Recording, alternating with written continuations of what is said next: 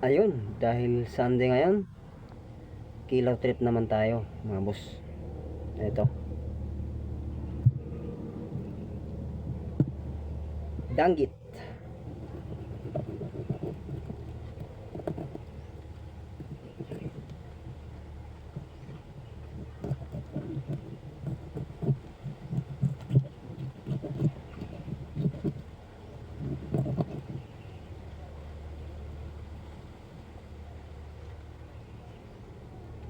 Lang.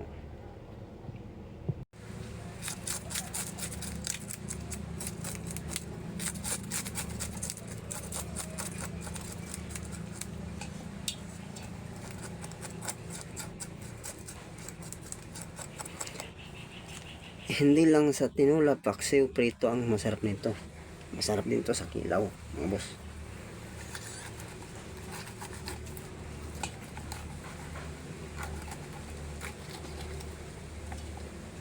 I-slice ko lang ng ganyan. So mas madali to kaysa danggit, mga boss.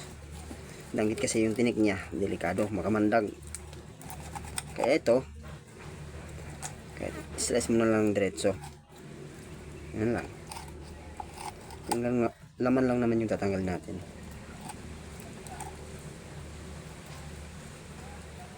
Tsaka hindi naman nakakatakot yung tinik niya. So ayan, ganun lang.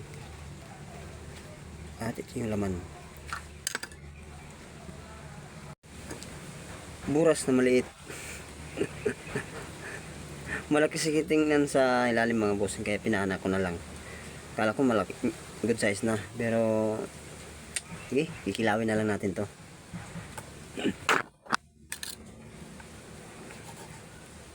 Makamandag din to, mga boss. Super kamandag nito yung tinik niya. Kaya ingat-ingat sa pag hiwa nito.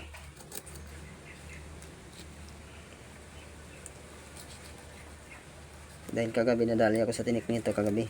Wow, grabe.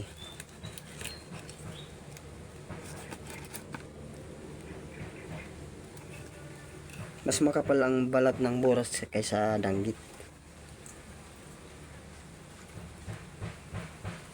Pero mas mahal din naman to kaysa danggit. Ayan yung ano niya, buto niya, tsaka ulo.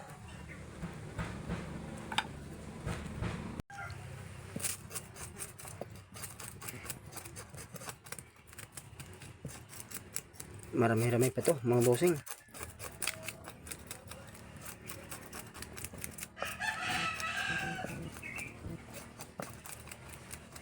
Dito kasi pag ganito kalalaki, madalas piniprito dahil ayaw nilang humawak ng ganito.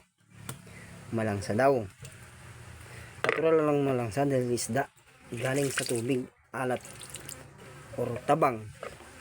Malangsa talaga basta isda. Nakatipindi na lang yan sa paglinis kung paano tanggalin yung lansa.